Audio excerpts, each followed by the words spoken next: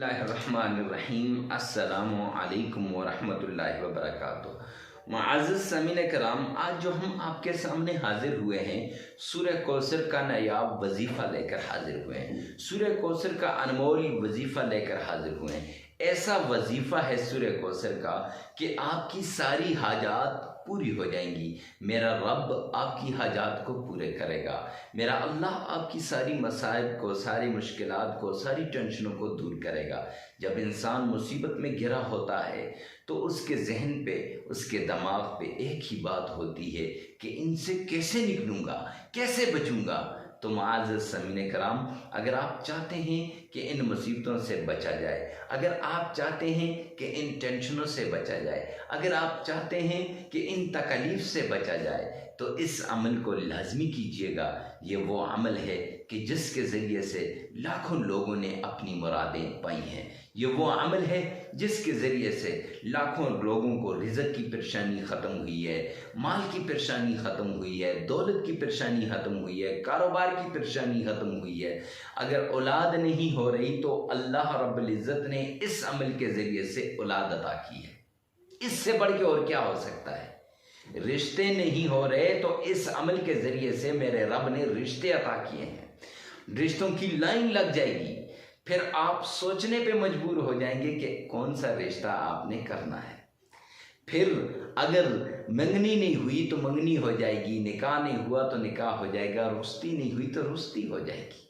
ये ऐसा अमल है, ये वो अमल है कि जिसके ज़रिए से सारी टेंशनें इंसान की दूर हो जाती हैं। ये वो अमल है कि जिसके ज़रिए से इंसान की तकलीफ़ दूर हो जाती है। क्यों? इसलिए कि ये कुरान पाक का और कुरान पाक की एक ख़ास सूरत का अमल है। कुरान पाक वो किताब है जिसमें मेरे रब ने इंसान के सारे मसाइल का हल रखा है। अब इंसान कुरान पाक के दर पे ना जाए तो फिर कुरान कहता है कि मैं, या तो तेरे लिए मेरे नबी ने फरमाया, आमना के लाल ने फरमाया, अल कुरान हुज्जतुल लक व अलैक, कि कुरान या तो तेरे लिए झगड़ेगा या तेरे खिलाफ झगड़ेगा। अब खुद सोचें कि अगर हम कुरान पे अमल करेंगे तो कुरान हमारे लिए झगड़ेगा, अगर हम कुरान से दूर भागेंगे तो कुरान हमारे खिलाफ झगड़ेगा। मुअज़्ज़ज़ सामीन कराम, कुरान को अपने हक में झगड़ाने के लिए, अपने हक में उसकी लड़ाई को करवाने के लिए कुरान का साथ न छोड़िए। और कुरान पाक के अंदर वो तासीर है, वो असर है कि जिसके ज़रिए से इंसान कह सकता है कि 100% गारंटी के साथ ये अमल इंशाअल्लाह असरअंदाज होगा। क्यों? इसलिए कि मेरे रब ने फरमाया, कुरान तेरे अंदर शिफाई शिफाए। अल्लाह सुब्हानहू व तआला ने कुरान के अंदर शिफा रखी। सारी मुसीबतों का हल कुरान के अंदर, सारी तकलीफ का हल कुरान के अंदर, सारे मसाइब का हल कुरान के अंदर, सारी मुसीबतों का हल कुरान के अंदर। जिसने भी कुरान को सीने से लगा लिया, जिसने भी कुरान को अपने सीने से लगा लिया, कुरान के साथ दोस्ती लगा ली, कुरान पाक का बन गया, कुरान पाक ने उसे अल्लाह के दर से इतना ले कर दिया, इतना दिया कि दुनिया की परेशानियां भी खत्म हो गई, आखिरत की परेशानियां भी खत्म हो गई। कुरान वो किताब है जिसके साथ दोस्ती लगाने से दुनिया के मसाइब भी दूर होंगे, कब्र की परेशानियां भी खत्म होंगी, आखिरत की परेशानियां भी खत्म होंगी। कुरान पाक से सारी परेशानियां खत्म हो जाएंगी। अब ये वो सूरत है सूरह कौसर। मेरे नबी आमना के लाल अब्दुल्ला के दुर्रे यतीम मस्जिद के अंदर जाया करते थे। इब्तिदाए इस्लाम के अंदर आकाए कायनात मस्जिद में जाके अल्लाहु अकबर करके नमाज पढ़ा करते थे। नमाज के अंदर मेरा नबी, तेरा नबी आमना कलाल अब्दुल्ला का दुर्रे यतीम नमाज के अंदर कुरान पढ़ा करता था। कुरान पाक में पढ़ूं, तू पढ़े या मेरा नबी पढ़े, میری آواز کے اندر اتنی مٹھاس نہیں ہوگی، تیری آواز میں مٹھاس نہیں ہوگی، میرے نبی کی آواز میں کتنی مٹھاس ہوگی۔